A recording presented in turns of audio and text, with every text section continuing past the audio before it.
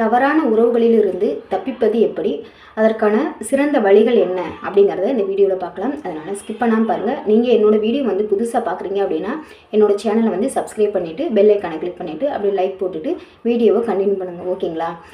என்ன அப்படின்னா வந்து தவறான உறவுகளில் தப்பிப்பது எப்படி அப்படின்னா வந்து தெளிவான எல்லைகள். சரிங்களா?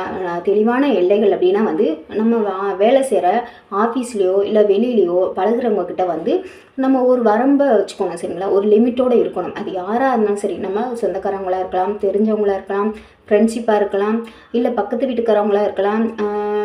அப்படி நிறையா விஷயங்கள் இருக்குது. சரிங்களா? அப்படி இருக்கிறவங்க கிட்ட வந்து அது யாராக இருந்தாலும் சரி ஒரு லிமிட்டோடு வச்சுக்கணும். சரிங்களா? லிமிட்டை கிராஸ் பண்ணக்கூடாது. ஆண் ஆணோட பேசலாம், பெண் பெண்ணோட பேசலாம். ஒரு ஆண் வந்து ஒரு பெண்ணோட வந்து லிமிட்டை கிராஸ் பண்ணி பேசக்கூடாது. அதே மாதிரி ஒரு பெண் ஒரு ஆணோட லிமிட்டை கிராஸ் பண்ணி பேசக்கூடாது. சரிங்களா? கொஞ்சம் லிமிட்டோடு இருந்துக்கிட்டோம்னா அது நமக்கு நல்லது, நம்மளோட லைஃபுக்கு நல்லது. சரிங்களா? நம்மளோட குடும்பத்துக்கு நல்லது. லிமிட்டை கிராஸ் பண்ணிவிட்டு நம்ம வரம்பு மீறி பேச ஆரம்பித்தா நம்ம குடும்பம் தான் பாதிக்கப்படும். நம்மளோட கௌரவம், மானம், மரியாதை எல்லாமே அதில் அடிவாங்கும். சரிங்களா? அதனால் வந்து எந்த ஒரு விஷயத்துலையுமே வந்து நம்ம லிமிட்டோடு வச்சுக்கணும். சரிங்களா? யார்கிட்ட இருந்தாலும் லிமிட்டோட பேசுகிறதா நமக்கு நல்லது. ஓகேங்களா? அதுக்கான தெளிவான எல்லைகள் கரெக்டாக வச்சுக்கணும். சரிங்களா? ஒரு லிமிட் வச்சுக்கிட்டோம்னா எந்த ஒரு பிரச்சனையும் வராமல் நம்ம பார்த்துக்கலாம்.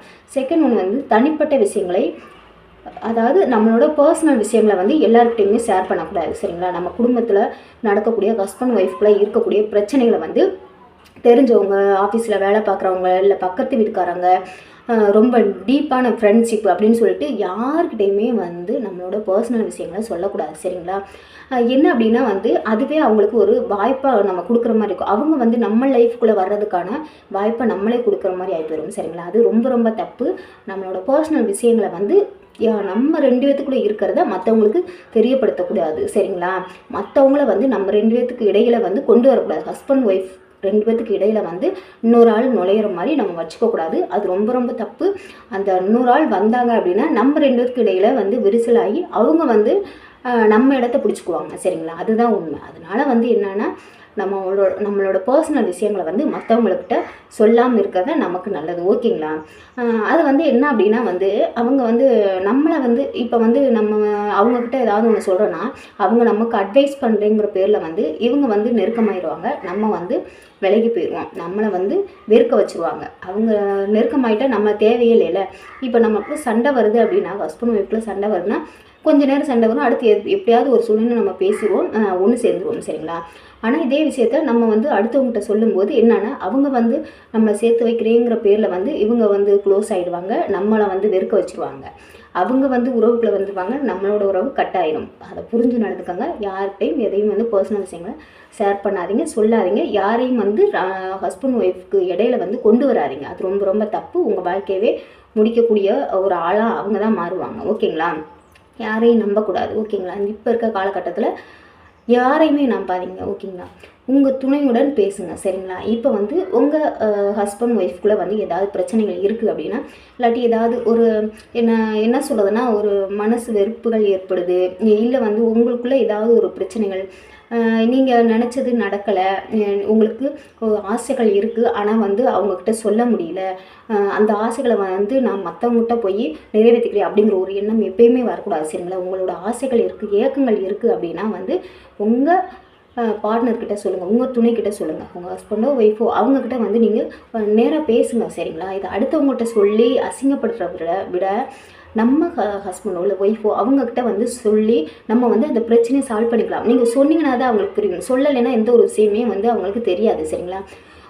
உங்களுக்கு சொல்ல முடியாத விஷயங்கள் அப்படின்னு எதுவுமே இல்லை. சரிங்களா? அடுத்தவங்ககிட்ட சொல்லக்கூடிய விஷயங்களை நீங்கள் வந்து உங்கள் வீட்டில் இருக்கிறவங்ககிட்ட, உங்கள் ஹஸ்பண்ட் ஒய்ஃப்கிட்ட நீங்கள் வந்து ஷேர் பண்ணிக்கோங்க. அவங்களுக்கு புரிஞ்சிடுச்சு அப்படின்னா வந்து அந்த விஷயம் வந்து அப்பயே சால்வ் ஆயிடும். சரிங்களா? உங்களுக்குள்ளே இருக்கிற அந்த என்ன சொல்கிறேன்னு ஏக்கங்கள், ஆசைகளை புரிஞ்சுக்கிட்டு அவங்க நிறைவேற்ற ஆரம்பிச்சுக்குவாங்க. சரிங்களா? அது அவர்களிடம் பேசி தீர்த்துக்கிறது ரொம்ப ரொம்ப நல்லது. சரிங்களா? அடுத்தவங்ககிட்ட சொல்லாதீங்க. அது ரொம்ப ரொம்ப தப்பாக போய் முடிஞ்சிடும். உங்களோட ஆசைகளை மற்றவங்க நிறைவேற்றுவாங்க அப்படிங்கிற ஒரு எண்ணத்தில் நீங்கள் போய் மற்றவங்கள எதிர்பார்க்காதீங்க. நீங்கள் ஏமாந்து தான் போயிடுவீங்க. சரிங்களா? அது உண்மையான அன்பாக இருக்காது. உண்மையான அன்பு அப்படிங்கிறது ஹஸ்பண்ட் ஒய்ஃப்குள்ளே இருக்கிற அன்பு மட்டும்தான் உண்மையானது, நிரந்தரமானது, கௌரவமானது அப்படிங்கிறத புரிஞ்சு நடந்துக்கோங்க. சரிங்களா? அடுத்தவங்க வர்றாங்க அப்படின்னா அது வந்து நம்மளோட மானம், மரியாதை, கௌரவம் எல்லாமே போயிடும். அது நிம்மதி இருக்காது, அது வந்து நிரந்தரமாக இருக்காது, நிலையற்றதாக போயிடும். ஓகேங்களா? அதை புரிஞ்சு நடந்துக்கோங்க. வெளியில் ஆறுதல் தேட ஆரம்பித்தா அது வந்து ஆபத்தில் தான் போய் முடிக்கும். அதுதான் உண்மை. சரிங்களா? அதனால் வந்து வெளியில் எப்பயுமே போய் நம்ம ஆறுதல் தேடவே கூடாது. சண்டை வருதா நேராக பேசி தீர்த்துக்கணும். சரிங்களா? நம்மளோட பர்சனல் விஷயத்த நம்மளுக்கு இப்போது ஹஸ்பண்டை பற்றி ஒய்ஃபை பற்றி ஹஸ்பண்ட்கிட்ட கோபங்கள் இருக்குது, பிரச்சனைகள் இருக்குன்னா உடனே சண்டை வந்தாலும் பரவாயில்ல, உடனே அவங்க உங்களுக்குள்ளே பேசிக்கோங்க. அடித்தாலும் பரவாயில்ல, சண்டை போட்டாலும் பரவாயில்ல, உடனே சால்வ் பண்ணிக்கலாம். சரிங்களா? இதை அடுத்தவங்கள்ட்ட கொண்டு போகாதீங்க. விளைவுகளை யோசிக்கணும். சரிங்களா? விளைவுகளை வந்து நம்ம கவனமாக யோசிக்கணும். இப்போ நம்ம ஆறுதல் தேடி போனோம்னா பின்னாடி என்னென்ன விளைவுகள் வரும், நம்ம குழந்தைகளை எப்படி பாதிக்கப்படுவாங்க, நம்ம குடும்பம் எப்படி பாதிக்கப்படும், எந்த நிலைக்கு கொண்டு போகும், நம்மளோட மானம் மரியாதை கௌரவம் எல்லாமே எப்படி போகும் அப்படிங்கிறத புரிஞ்சு யோசித்து எதையுமே முடிவு எடுங்க. ஓகேங்களா? ஒரு நிமிஷம் தூண்டுதலால் எடுக்க முடிவு வந்து உங்கள் குழந்தைகள், குடும்பம் மற்றும் வந்து கௌரவத்தை எப்படி பாதிக்கும்னு ஒரு நிமிஷம் யோசித்து பாருங்கள். அதுவே உங்களோட முடிவுகளை வந்து மாற்றக்கூடியதாக இருக்கும். சரிங்களா? தடுமாறக்கூடாது. தடுமாற்றம் இருந்துச்சுனாவே வாழ்க்கையே முடிஞ்சு போயிடும். சரிங்களா? அதனால் வந்து ஒரு நிமிஷம் உங்களோட மனசு அந்த ஒரு தூண்டல்னால ஒரு நிமிஷம் தப்பான முடிவு எடுத்துட்டீங்க அப்படின்னா வந்து எல்லாமே அழிஞ்சு போயிடும். உங்கள் குழந்தைகளோட நிலைமையே மாறி போயிடும். உங்களோட சந்தோஷத்துக்காக போனீங்க அப்படின்னா உங்களோட மானம் மரியாதை குடும்பம் குழந்தைங்க அப்படிங்கிற ஒரு என்ன சொல்கிறேன்னா, குடும்பங்கிறது ஒரு பொக்கிஷம் மாதிரி. சரிங்களா? ஒரு குடும்பமாக இருக்குன்னா அதுக்கு ஹஸ்பண்ட் ஒய்ஃபு குழந்தைங்க அப்படின்னு இருக்கிறது தான் குடும்பம். சரிங்களா? நீ ஒரு வாழ்க்கையை தேடிப்போ, நான் ஒரு வாழ்க்கையை தேடி போகிறேன், என் பிள்ளைங்க ஒரு பக்கம் அது குடும்பமே இல்லை. நம்ம வாழ்கிறதுக்கு அர்த்தமே இல்லாமல் போயிடும். அதனால் வந்து ஒரு நிமிஷம் யோசித்து எல்லாத்தையுமே யோசிக்கணும். சரிங்களா? எல்லாருக்காகவும் வாழ்கிற வாழ்க்கையை வந்து நம்ம வாழ்ந்தால் கொஞ்ச நாள் வாழ்ந்தாலுமே வந்து கௌரவமாக வாழ்ந்துட்டு போகணும். சரிங்களா? அதுதான் உண்மை. புரிஞ்சுக்க வேண்டிய விஷயம். சரிங்களா? புரிஞ்சுக்கிட்டு யோசிங்க.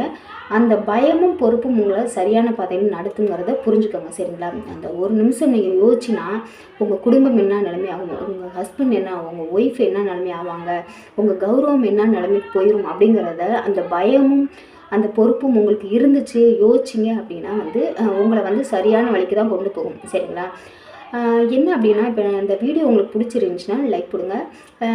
நீங்கள் புதுசாக வீடியோ பார்க்குறீங்கன்னா அதாவது என்னோடய சேனலில் வந்து டெய்லியுமே வீடியோஸ் போகிறேன், ஷார்ட்ஸ் போகிற லைவ் போட்டுருக்கேன். எல்லாத்தையுமே பாருங்கள். ஸ்கிப் பண்ணாமல் பார்த்தா தான் என்ன சொல்கிறேன்னு புரியும். யூடியூப்பில் போய்ட்டு ரித்தி மோட்டிவேஷனல் ஸ்பீச்னு போடுங்க. இந்த வீடியோ உங்களுக்கு பிடிச்சிருந்துச்சுன்னா லைக் போடுங்க. அப்படியே ஹைப் பட்டனுன்னு சொல்லிட்டு ஒன்று இருக்குது, அதை வந்து நீங்கள் ஹைப் போட்டிங்கன்னா எனக்கு பாயிண்ட்ஸ் கிடைக்குங்க. அதனால் என்னோடய வீடியோஸ் வந்து ரெக்கமெண்டில் போகும். ஓகேங்களா? அதனால் ஹைப் பண்ணிடுங்க. ரெகுலராகவே வீடியோ போடுறேன். அதனால் நீங்கள் புதுசாக பார்க்கணுன்னா சப்ஸ்கிரைப் பண்ணிவிட்டு பெல் ஐக்கானை கிளிக் பண்ணிட்டு ஆளுங்க தான் கிளிக் பண்ணுங்கள். ஓகேங்களா? அடுத்து என்னென்னா நான் உங்கள்கிட்ட கேட்கக்கூடிய கேள்வி என்னென்னா, வாழ்க்கைக்கு எல்லைன்னு இப்போ வந்து உங்கள் வாழ்க்கையோட எல்லை ஒரு லிமிட் வேணும்னா அது என்ன சொல்கிறதுன்னா